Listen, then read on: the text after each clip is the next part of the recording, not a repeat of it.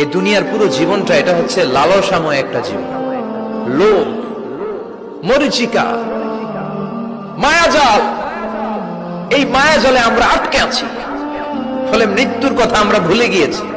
পাগলের মতো ছুটছি, আরো টাকা লাগবে, আরো খ্যাতি লাগবে, আরো যশ লাগবে, আরো দাপট লাগবে। আমার এত টাকা দিয়ে কি হবে? এত সম্পদ দিয়ে কি হবে? এত ব্যস্ততা দিয়ে কি হবে তোমার? স্টপ, থামুন, অনেক হয়েছে। আন্না, থামুন, take a rest, take a breath and think about death. Think that you have to go back to your Lord. একটু বসেন না, একটু ভাবেন যে আমাকে চলে যেতে হবে, চলে যেতে হবে। এই কোলাহল, এই ব্যস্ততা, এগুলো থাকবে, থাকবো না আমি। সাইয়েদনা ওমর ফারুক বলেছেন, মুতু ক্বাবলা আন তামুতু, মরার আগে একবার মরো।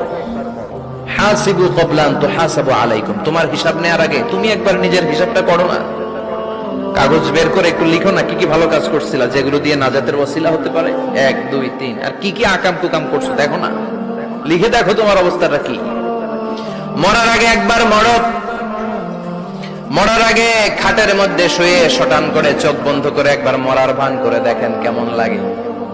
চোখটা বন্ধ করেন আর ভাবেন আপনি নাই, কি কি হতে পারে ভাবেন।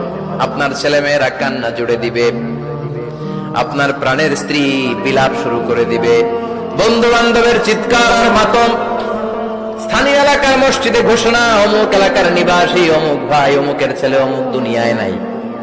সব আত্মীয়রা চলে আসবে, ফেসবুকে স্ট্যাটাস দেয়া হবে, সবাই সবাইকে জানাবে বিকাল 4টায় অমুক হাই স্কুল ময়দানে আপনার জানাজা।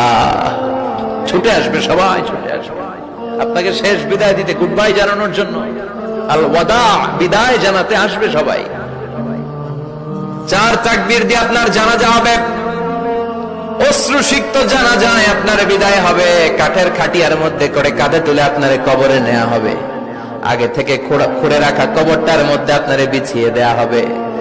বাঁশের কচি দিয়ে তার উপরে মাটির চাপা দিয়ে সব চলে যাবে।